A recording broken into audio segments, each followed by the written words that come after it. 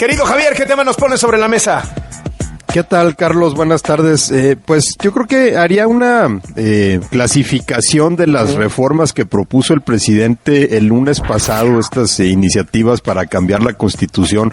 Creo que las podemos agrupar en 4 categorías y nos ayudarían un poco a entender mejor qué es lo que pretende el presidente, además, por supuesto, de perseguir una bandera electoral, ¿no? Con todo esto. Creo que las primeras 2 son las que podemos despachar rápido, son las reformas de lo que ya está en la Constitución, o sea, van a simplemente a repetir cosas que ya están, como por ejemplo, pues el derecho a la salud, el derecho a la educación, el reconocimiento de los derechos de las comunidades indígenas y afromexicanas. Digo, eso ya está consagrado. ¿El tema de la explotación del agua está también ahí o no?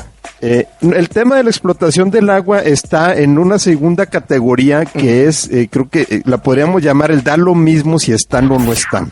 Es decir, aquí podemos meter, por ejemplo, el tema de los vapeadores, ¿no? Da lo mismo si está en la Constitución o no está en la Constitución, igual que el tema del fentanilo, porque a final de cuentas el fentanilo ya está prohibido, ¿no? Y se trafica de manera, pues, bastante fuerte, y si pones que la prohibición del fentanilo también en la Constitución, de todas formas se va a seguir traficando, porque el problema no es que la prohibición no se encuentre en la Constitución, ¿no? Simplemente el problema está en otro lado, tiene que ver con fuerzas de seguridad, sistema de justicia, etcétera. Entonces da lo mismo si prohíbes el fentanilo en la Constitución o en una ley secundaria.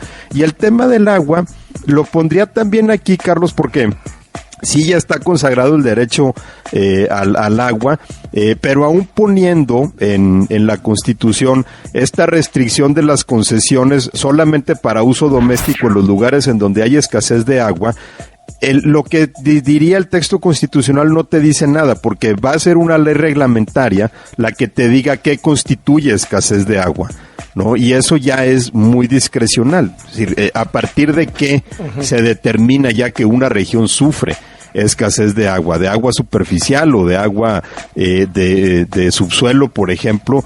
Y entonces ya cuando lo dejas a discreción, pues da lo mismo si está en la Constitución o no, porque cambiar la norma, pues va a ser más fácil que cambiar la regla constitucional. Lo de los ferrocarriles creo que también da lo mismo, ¿no? Decir si las vías deben utilizarse también para trenes de pasajeros, porque toda esa regulación la tienes que hacer en una ley secundaria, y aparte también entran las fuerzas del mercado, ¿no? Está bien que las vías sean para trenes de pasajeros, pero ¿qué tal que nadie quiere entrarle, ¿no?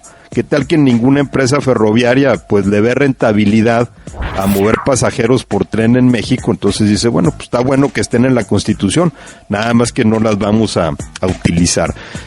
Pero son buenas banderas, ¿no? Constituyen banderas atractivas, como también constituyen banderas muy atractivas una tercera categoría que pudiéramos ver de ampliación de derechos. Las pensiones, por ejemplo, ¿no? El 100% de las pensiones, digo, ya no entraría en el detalle de todos los argumentos técnicos y económicos en torno a eso, pero si lo juntas, por ejemplo, con el dejar ahí consagradas las becas a los estudiantes, el trabajo garantizado de 1 año para jóvenes que no consigan empleo, las pensiones de adultos mayores, pues son, digamos, las iniciativas diseñadas para hacer quedar mal a la oposición, porque simplemente no hay manera de oponerte a esto. No hay manera de construir una narrativa clara, simple, de oposición a que un trabajador se jubile con el 100% del salario, porque ya una vez que entras en los matices, pues ya perdiste a la audiencia, ¿no? El mensaje de decir que se jubilen con el 100% es muy poderoso y simplemente no hay manera de oponerse a eso. Creo que aquí la oposición pues va a buscar retrasarlo, pero de igual forma oponerse a que se consagre la pensión a adultos mayores o las becas estudiantes, pues es muy difícil generar oposición. El tema del maltrato animal, por ejemplo, creo que ese es el otro tema, pero el presidente le sacó completamente, rehuyó completamente uno de los temas de maltrato animal más actuales y más relevantes en este momento, ¿no? De la Plaza de Toros, las corridas, ¿no? De toro. Sí. No trae ninguna palabra sobre corridas de toros en esa ley, y digamos que el subtema del maltrato animal más candente ahorita, pues es justamente eso, ¿no? Tampoco trae, y esto también digamos en la ampliación de los derechos, la iniciativa de reducir la semana laboral, de 48 a 40 horas, que digamos que va muy en tono con las reformas que está planteando el presidente, pero tampoco la trae, pues también por obvias razones, ¿no? De rehuir ahí una confrontación con los empresarios.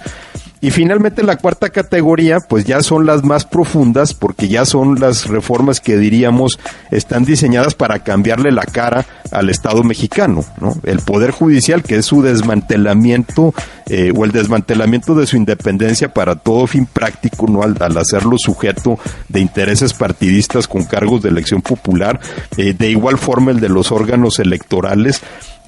Obviamente la desaparición de los órganos autónomos pues reafirmaría el poder presidencial, y el paso también de la Guardia Nacional a la Secretaría de la Defensa pues terminaría por concretar y cerrar el círculo de la militarización. Pero en esta categoría digamos que lo que está en claro pues es más bien la hipocresía, ¿no? de quienes las impulsan, porque ellos se valieron de estos organismos autónomos para llegar al poder, pero ahora los quieren desmantelar. Al presidente López Obrador le benefició el INAI, ¿no? Cuando se hacía periodismo de investigación y ahí se obtenían documentos que dejaban ver las corruptelas de antiguos gobiernos. Obviamente les benefició el Instituto Nacional Electoral porque pues funcionó, ¿no? Cuando contó los votos de la elección de 2018. La misma semilla de la 4T cuando eran perredistas participaron en la reforma del Poder Judicial que les sirvió en su momento, pues obviamente ya ahorita como contrapeso ya no les sirve. Esto es obviamente la parte más peligrosa de todas las reformas y creo que es la parte en donde habrá que enfocarnos más porque las demás, pues digamos, son más cosméticas o de relleno. El hecho de que las haya presentado al cuarto para las 12, que se acabe su sexenio, el hecho de que hoy no tenga los votos en el Congreso, ¿qué lectura le das? Yo creo que tiene básicamente dos lecturas. Una, que en realidad no va en serio con estas reformas, ¿no? Que en realidad no las quiere, ni debería quererlas. Digo, pagar, por ejemplo, el 100% de las pensiones, pues lo metería en un problemón económico, pero como ya no es su problema, ¿no? Sino problema de la próxima presidenta de la República, pues entonces no hay, ya es muy fácil presentarlas. Entonces yo no estoy seguro que el presidente las quiera completamente. Quiere la bandera, ¿no? Quiere el tema para utilizarlo como, pues digamos, palo, ¿no? Azote de la oposición en la época de elecciones, al decirles que ellos se oponen a la transformación. Está buscando también una excusa, Carlos, sobre por qué no pudo entregar esa transformación del país. Entonces necesita culpar a la oposición de eso. Muchísimas gracias, Javier, qué gusto saludarte. Igualmente, Carlos, un abrazo. Hasta luego.